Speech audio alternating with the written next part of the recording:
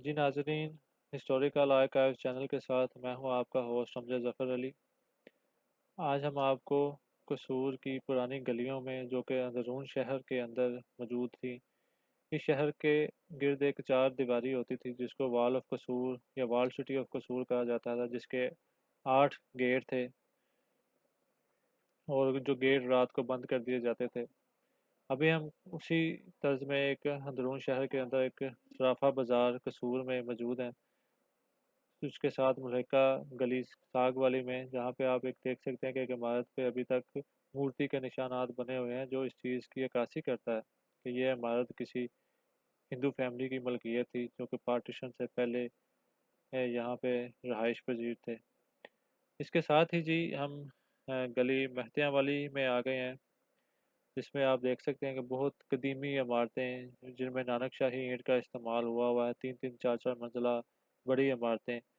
इस गली की खासियत ये है जी, ये अभी मेहता जो है कास्ट है जो हिंदूज़ की, तो वो उसकी रहाइश इस गली में बहुत ज़्यादा थी। आप देख सकते हैं कि यहाँ पे बहुत बड़ी बड़ी इमारतें हैं जिनमें बहुत ही दिलकश मनाजर पेश करती हैं। छोटी छोटी तंग गलियाँ हैं जो कि ज़िंदगी की एक अलग पहचान देती हैं कि गलियों में किस तरह की रहाइश रही होगी। इस गली में मौजूद ज़्यादातर इमारतों में नानक शाही ईंट का इस्तेमाल हुआ हुआ है